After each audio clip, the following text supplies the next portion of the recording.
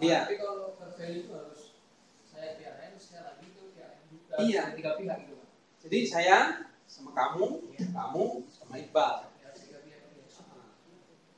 Kira-kira nih gampangannya gitu. Terus saya ke Iqbal sama Serwan sama Ke saya dulu. Kamu ke saya untung, kamu ke Iqbal rugi. saya ke Bapak Rugi, kamu ke Iqbal untung. fair value hedge gitu. Jadi sebetulnya kalau dalam transaksi fair value hedge itu yang judi itu saya sama Iqbal. Ya?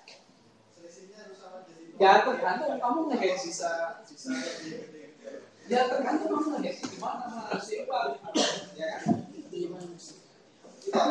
Pusing.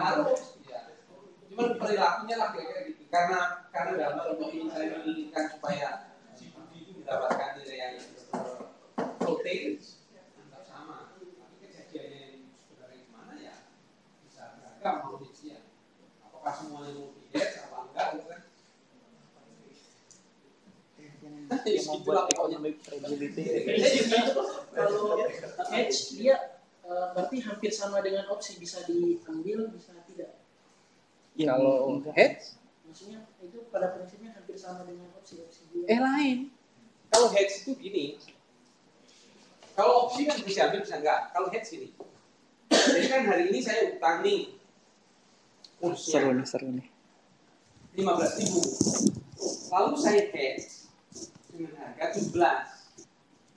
Maka pada saat saya ketemu tanggal harus membayarnya itu ketemu di 18.000 kursnya, saya untung 20.000. Tapi kalau harganya itu hanya 16.500, saya bilang apes sudah. Oke? Nah, supaya saya tidak untung dan saya tidak apes, saya adu dengan orang lain. Gimana sobat? Saya untung 1.000 nih, 1.000 tak kasih ke dia. Saya rugi 500, minta nih mana tomboknya.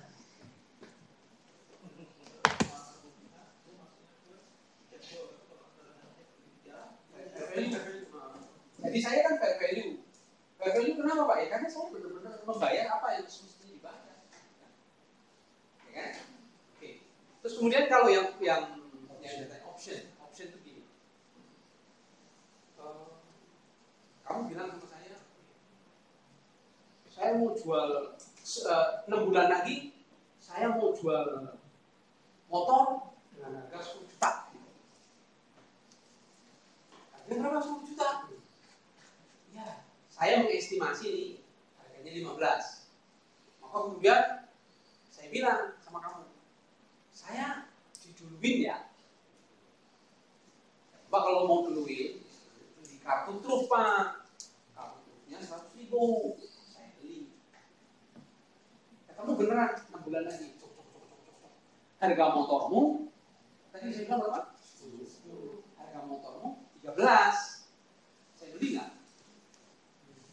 Harga motormu itu pasarannya 13. Saya ambil kan? Kalau saya cuma bayar 10 juta, lalu kartu itu saya keluar ini janji beli. Oke? Ya kan? Ternyata harga motornya ini turun dan 9 juta, saya beli nggak? Kalaupun saya beli, saya keluar 9 juta, nggak usah 10 juta. Terus itu apa?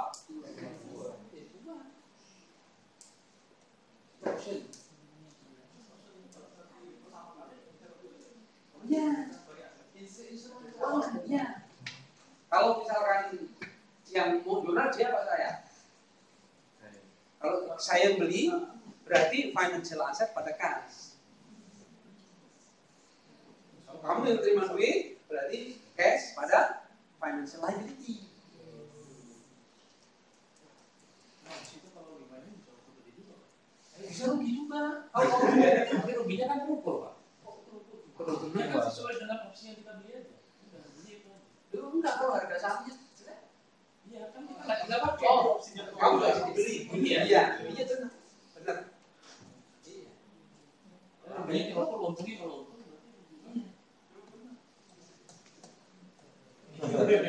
mulai. tergantung perjanjiannya itu harus apa enggak dulu.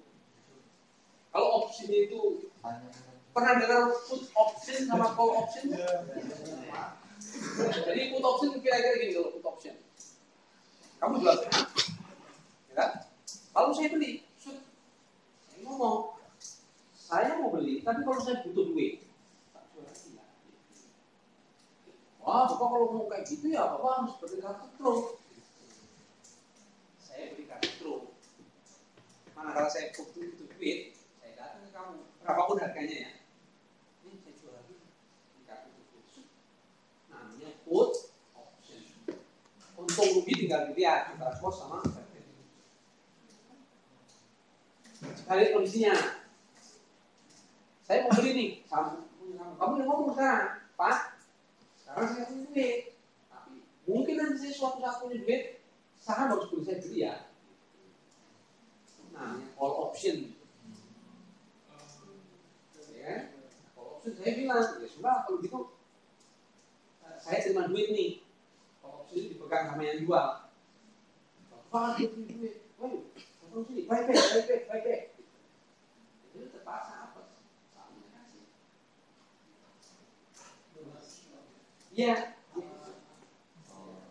Jadi tergantung siapa yang lebih kuat. Tinggal kuat-kuatan aja. Lo kok maunya Bapak mau beli sahamnya dia? Beli sahamnya dia blue chip kok. Iya kan? Sahamnya dia blue chip. Tapi dia ngomong, blue chip, kamu beli, tapi masih saya pegang ini ekornya. Memang nggak ini ekor itu pakai call option. Kalau saya beli kembali, saya balik back, nggak boleh ngelak ya, gitu. Yang terjadi pilih aku kan? Aku di sini nggak mau dijual kan? Orang bertahan nggak mau dijual. Tapi kalau sudah pakai call option, tidak tahu. Mau dibawa ke pengadilan gimana? Nah, aku itu pun sampai dia minta pel berapa? 7 tahun berapa ya? Minta transaksi aku mau apa? Mau ke private. Kan pertama aku akan go public. Jadi sahamnya sama publik nih. Katakan 10%. Nah begitu mau go private kan ya 10% harus dibeli ya. Nah, pas kata orang lain itu gue nggak mau jual, mau bilang apa? Ya. Atau dia bilang jual, tapi sekarang yang terjadi jual mahal banget. Tapi kalau pakai call option, saya beli harganya segini lagi. Nah, artinya yang jual saham itu berpilih posisinya kuat. Kalau option itu yang punya saham perusahaannya Pak. Iya. Kalau option itu yang punya perusahaannya. Kalau option itu yang beli saham.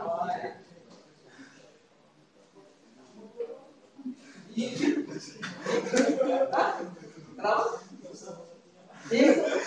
Sekarang berarti ya? Ya mengenai detailnya, kombinasinya kamu baca. Tapi teoritisnya dua aja. Nah yang susah itu adalah nanti kemudian option ini dijual di pasar, diperdagangkan di pasar. Cari toh derivatifnya gimana itu susah. Black school mobil segala macam. Saya juga bisa tapi basically kenapa kok susah Pak? Lalu ngitung fair value yang ini aja udah susah nih bukan main. Ini kan apalagi yang di tengah sini yang apa instrumen keuangan buat tadi bisa mengakibatkan company bentuknya bubble. Asetnya pulau itu gede banget kan, tapi kepes nggak ada apa-apanya. Itu yang instrumen. Jangankan instrumen keuangan, lah piutang aja bikin bubble kok. Saya pulang ya sekarang kan. Sudah kira-kira kayak gitulah. Yang belum didefinisikan sampai hari ini di kampus kita itu adalah terjemahan dari PSAK 68. PSAK 68 kan terdiri tentang fair value. Gimana cara mencari fair value? Itu disiplin ilmunya masih dipegangin sama teman-teman appraisal. Ya kan? Di kita belum diajari. Dosen kadang-kadang ngomong, fair value sekian. Kamu nanya kok sekian? Metro Mini jalan, saya tanya, bagaimana kalau itu perpelnya? Dia nggak belajar kan? Belum belajar. Saya kemarin udah sampaikan ke Pak Manji, ke Direktur Stan, mesti ditambahin dengan itu. Kalau hanya sekedar debit kredit, ya kayak gitu sudah selesai. Jelas? Iya. Pakai buka jalan D8 aja Pak, D8. Ya. Jadi kesimpulannya sampai di titik ini saya mau bilang bahwa accounting itu bukan just recording. Kalau dulu paradigmanya kan ada invoice, jurnal, dek, ketemu laporan keuangan kan? Iya. Sekarang yang menjadi permasalahan ke depan adalah yang sudah kamu jurnal itu, yang menjadi historical itu, nilainya berfluktuasi. Kalau kita tetap historical, maka namanya history, namanya sejarah, namanya biografi. Nah, accounting sebagai biografi itu berlakunya di masjid doang. Kenapa? Karena hasilnya mau dijual. Satu wakaf. Tapi kalau perusahaan, kamu mesti dikasih informasi benar. Pakai value, nah value itu tidak sama dengan itu. Itu harus dikatakan jalannya kemana.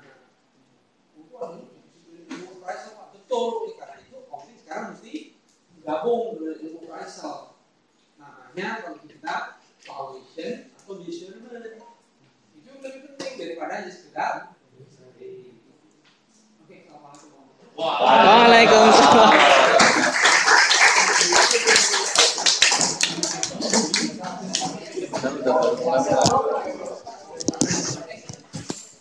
Ha ha ha ha.